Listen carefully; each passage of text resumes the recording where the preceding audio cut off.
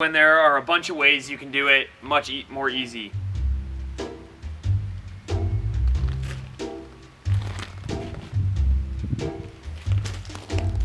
Okay, this one's for real now. Sometimes when you're out trail riding, you'll find yourself in a position where the bike's not exactly pointed the direction you want it to be. You may have missed a turn off, your buddy might have broken down behind you, or you just want to hit a 180 and go repeat that really cool section you just rode. Being able to efficiently turn your bike around is super important while trail riding. It's going to save you a lot of energy, it's going to save you a lot of time, and let's be honest, it looks a lot cooler than going all Hulk mode trying to wrestle your bike. Okay, you gotta admit, it's pretty cool to pick your whole bike up, but don't do it. Just to get it pointed in the other direction. In this video, I'm going to show you 8 different ways to efficiently turn your bike around, from the most basic skills all the way up to some pretty expert shit. Technique number 1, the full lock turn. The most basic, yet sometimes humbling way to turn your bike around. This technique is used on wide trail or roads. It is an essential part of riding in general, yet I don't feel it's emphasized enough. To do this maneuver, you simply need to stand on the pegs, open up or spread out your knees, turn the bars to the stop, and tilt the bike in the direction you are turning. Make sure to keep your butt and hips as far to the outside of the turn as possible. Keep it low and plant it on the outside peg. You need to use your weight as a counterbalance to prevent from falling over or losing traction. It takes quite a bit of practice to master this, as you are needing to precisely and smoothly control the throttle, clutch, balance, and sometimes braking to successfully make the turn in a tight space. It isn't the most practical way to turn your bike around due to its limitations on required trail width, but it's nice to have ready when it's an option. Technique number 2, the kickstand pivot. This is by far the easiest technique. Simply get off your bike, put the kickstand down, and pull it toward you until it balances. Once you've found the balance point, you can easily pivot the bike in any direction. The downfall to this technique is that, of course, it requires you to get off your bike. It also puts a lot of stress on your kickstand, so be careful not to break it off. Technique number 3, the foot down donut. This one is fairly simple, and it's quite a bit of fun. Start by putting a foot on the ground. Lean the bike over with the bars turned in that same direction. Support the weight with your inside arm and foot. Open up the throttle a little bit, then dump the clutch to break the rear tire free. This will cause the rear end to slide out and whip around. While doing this, you'll have to resist and kind of pull the handlebars toward you to maintain control and keep the maneuver tight.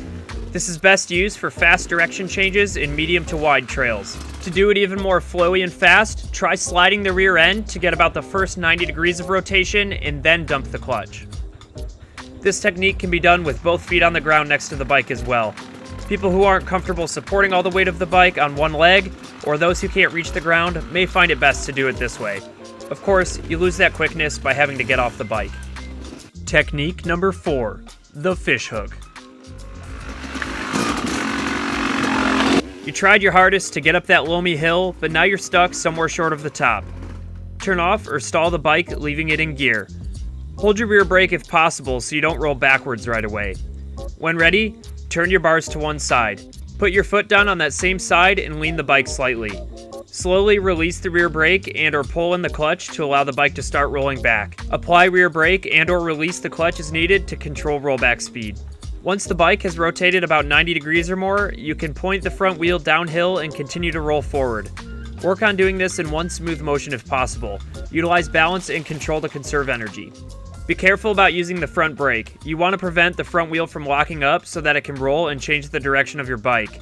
If you lock the front wheel up, the bike won't turn and you'll slide straight back, losing control.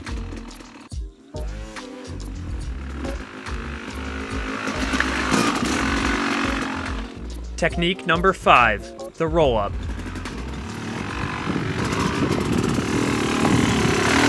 Provided that you have an incline on one side of the trail, turn the bike into the slope, then let it roll back as you turn the bars the opposite way.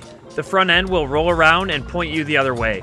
Listen to this next clip and notice how smooth and controlled my throttle and clutch are. Notice how I'm switching which foot is on the peg in order to maintain balance. Technique number 6, step pivots. You've probably all heard of the pivot turn. Well, this is its baby cousin.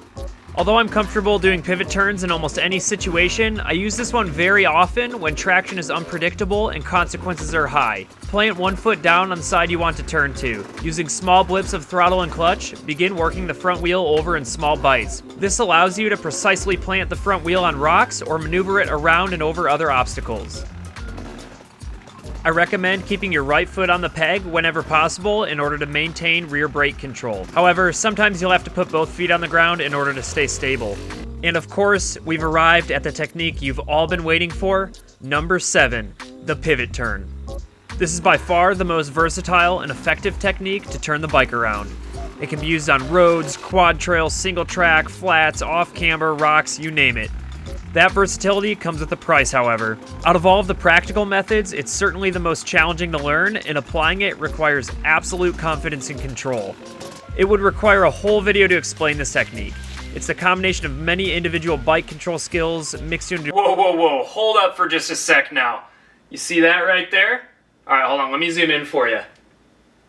Yeah, that right there is the freight train kit for YZ125 and YZ250. It's got an Electron H-Series carburetor, a Boyson rad valve, an Apex head, and a funnel web air filter. This combination of parts is proven to make your YZ rip.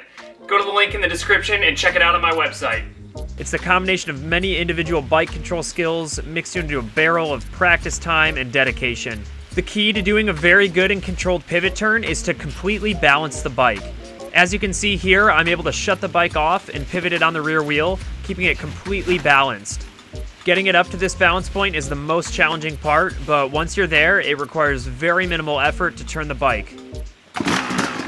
Ideally, you'll keep your right foot on the peg so you can access the rear brake, but depending on the situation, you may have to put 2 feet down to stay in control.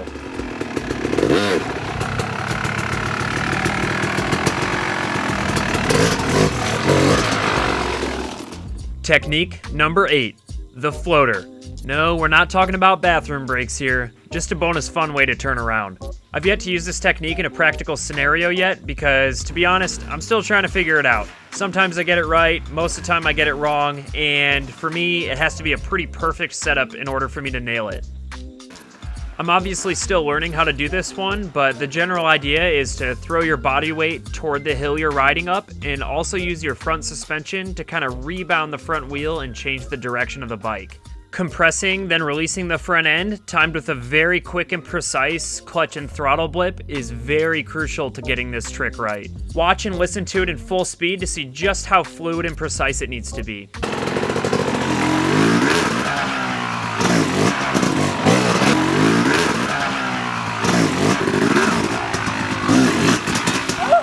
If you want more info on riding tips, bike setup, and other interesting topics, be sure to check out my new blog.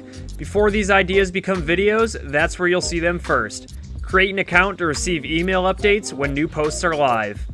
I've got to give a big thanks to my friend Nick for letting me tear up his driveway and yard to film this video, as well as for helping me get some of the shots. I'm really, really sorry for ruining your very rare and expensive moss by your front door when I almost crashed into your deck. My bad.